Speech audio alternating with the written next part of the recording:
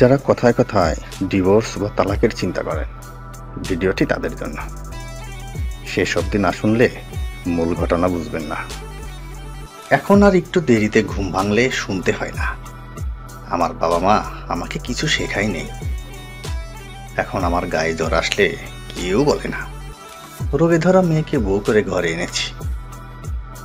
এখন আমি ভাত রান্না করতে গেলে কেউ এসে বলে না চাল কি আমার বাবার বাড়ি থেকে এনেছি কিনা।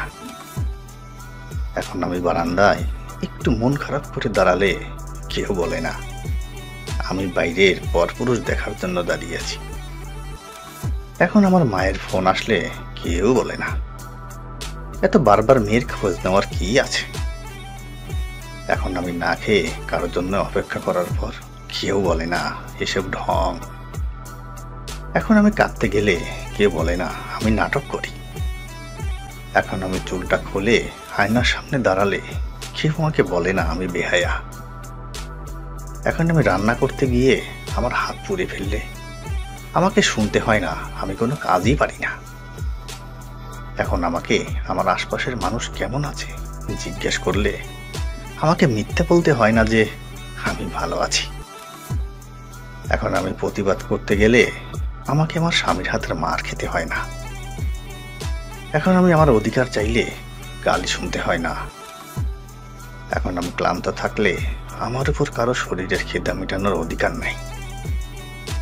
এখন আমি চাকরি করতে গেলে আমাকে কেউ বলে না তার পরিবারের কোনো মেয়ে বাইরে গিয়ে নিজের ট্যালেন্ট দেখায় না। এখন আমাকে শুনতে হয় না কারো ঘরের অশান্তির কারণটা আমি।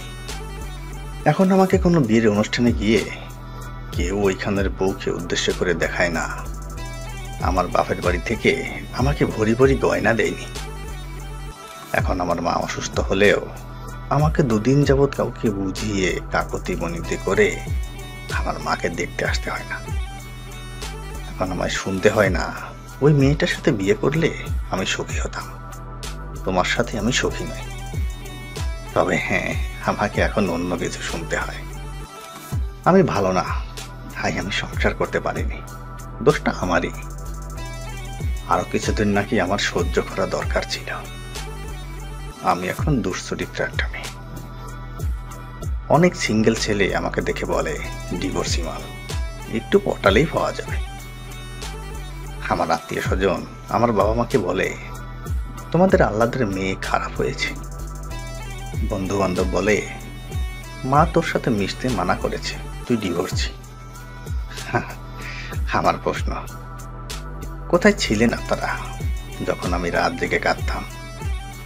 কোথায় ছিল আমাকে নিয়ে এত সমালোচনা যখন আমার চোখের নিচে এত খালি পড়েছিল যে আমার চোখগুলোই দেখা যেত না? কোথায় ছিলেন আপনারা যখন আমার স্বামী আমাকে নোংরা ভাষায় গালাগালি করত? কোথায় ছিল আপনাদের সম্মান যখন আমাকে আমার বাবা মাকে প্রতি মুহূর্তে অপমান করা হতো? কোথায় ছিল আমার বন্ধু বান্ধবদের চিন্তা যখন আমার বিয়ের পিড়িতে আমার শ্বশুর শাশুড়ি আমার বাবা মাকে অপমান করেছিল? তারা তখন ওই মুহূর্তে সেলফি তোলায় ব্যস্ত ছিল। কোথায় ছিল সবার এই বিবেক যখন আমি শরীরের ব্যথায় কাঁদতে কাঁদতে ক্লান্ত হয়ে ঘুমিয়ে পড়তাম? সত্যি করে বলুন তো, কেউ কি ছিলেন? সংসার ছেড়েছি, অন্যায় করেছি, আর যেগুলো আমার সাথে হচ্ছিল সেগুলোকে ন্যায় হচ্ছিল?